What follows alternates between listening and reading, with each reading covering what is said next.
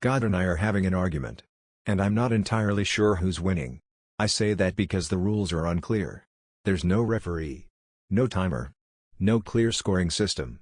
Just me, mid-rant, throwing around phrases like "this isn't fair" and "are you even paying attention?" And God, sitting somewhere outside of time and space, calmly refusing to reply in a tone I find satisfactory. Step 1, attempt conversation. Receive silence. It started innocently enough. I asked God for a sign. He sent a parking ticket. Classic God. So I said, "Very funny." And he said nothing. Which, to be fair, is his most consistent communication style. So I upped the ante. "If you don't want to talk," I said, "that's fine. I'll just assume you're ignoring me. Like last time. And the time before that. And during 2020. Don't think I forgot about that." Still nothing. Not a whisper. Not a breeze. Not even a conveniently timed worship song on shuffle.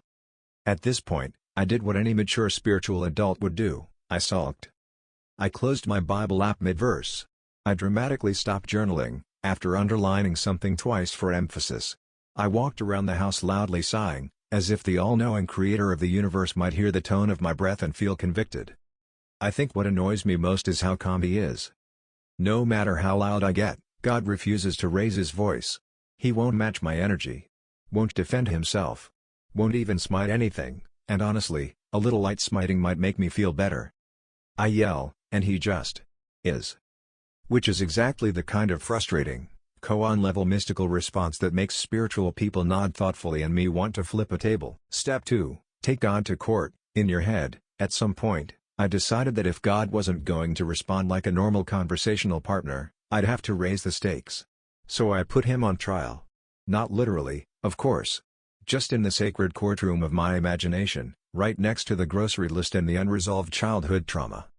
I imagined the scene vividly. He's seated up front, looking calm and annoyingly radiant. I'm in a slightly too big suit, pacing in front of the jury, which also happens to be me, with a stack of emotional exhibits labeled things like unanswered prayers and severe disappointments. "Your Honor," I begin by addressing the judge, also me. "The prosecution will demonstrate that the defendant, divine, all-knowing, allegedly loving, has, on multiple occasions, failed to provide adequate guidance, reassurance, or timely miracles, thereby resulting in confusion, disappointment, and tears." God just sits there. Unbothered.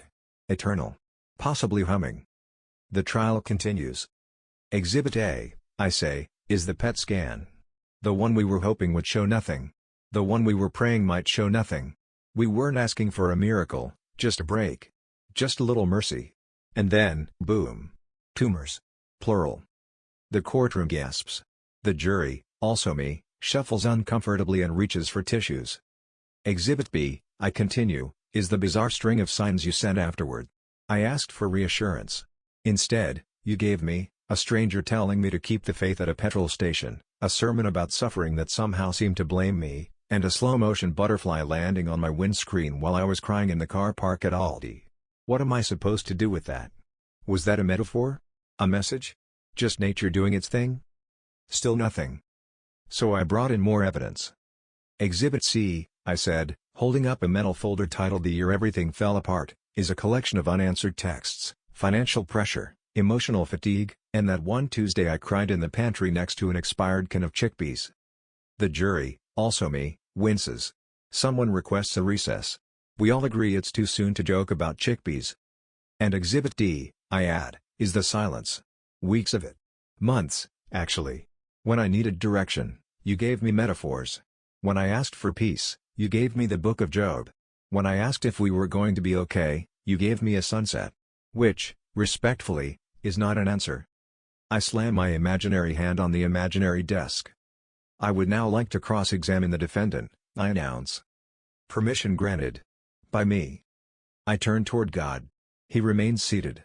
Glowing slightly. Hands folded. Casual. Infuriating. "Where were you on the night of this incident?" I ask. "Which one?" He replies. "Exactly." I yell. "There are too many to count." He doesn't flinch. He doesn't interrupt. He doesn't object to the tone. Which, frankly, feels like a power move. I pause, collecting myself for the big finish. "Your Honor," I say, to myself, The evidence is overwhelming. The defendant has failed to deliver clarity, comfort, or even basic celestial customer service. I rest my case. I turn to the jury, also me, expecting some kind of righteous outrage. A clear moral verdict. Something cathartic. But the jury just sits there, looking conflicted. One part of me is ready to declare God negligent, aloof, possibly on some kind of eternal sabbatical.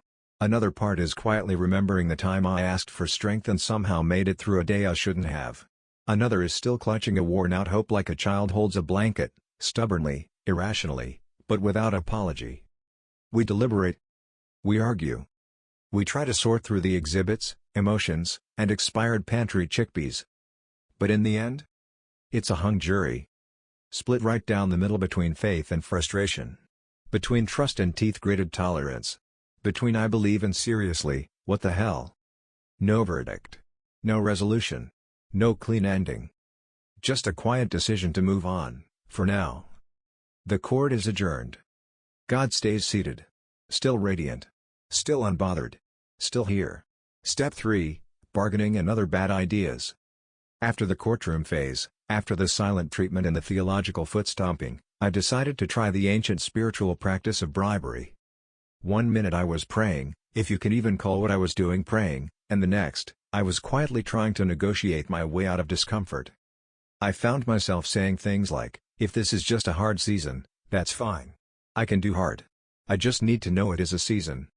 Still silence. So I downgraded my request. Okay, God, forget the grand plan. Can I at least get a mildly encouraging Bible verse taken out of context? I promise I'll pretend it applies. I'm not asking for a burning bush anymore. I'll settle for a bush that's mildly warm. Still nothing. No warm bush. No neon sign. No open heavens moment in the backyard while I'm taking the bins out. Just regular life continuing, unreasonably undisturbed by my crisis. I started making promises. I'll go back to church, I said. Like, properly. Not just on special occasions.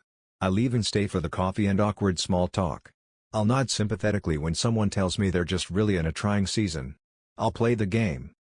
I'll pray more. Out loud. With intentionally. Possibly with a candle. I'll stop doing that thing where I silently roll my eyes during worship songs with 12 bridges. Probably. I wasn't even trying to manipulate God at this point. I think I was just trying to feel like I had some control. The promises weren't extravagant.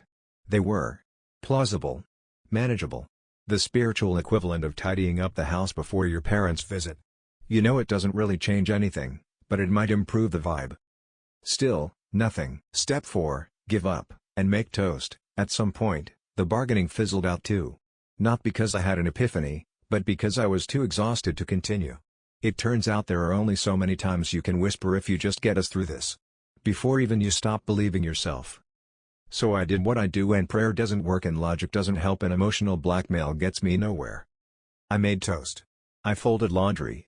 I stared at the ceiling for an amount of time that probably concerned the dog. And God?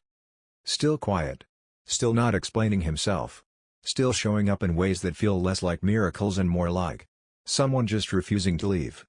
Which is either comforting or unsettling, I haven't decided. I don't know what phase this is anymore. I stopped labeling things. All I know is that the argument hasn't ended. But neither has the relationship. So here we are. Me, tired, annoyed, still showing up. God, eternal, unreadable, annoyingly consistent. Maybe that's something. Maybe not. Anyway, I'm out of stages. I'd slam the door, but he's the only one still sitting in the room. Create the reality of your dreams. Thank you for embarking on this journey with me. If this video resonated with you, I kindly ask that you subscribe to our channel and like the video. Share it so others can benefit from this message, and don't forget to leave a comment below sharing your reflections. Thank you again for watching and joining me. Take care, and see you soon.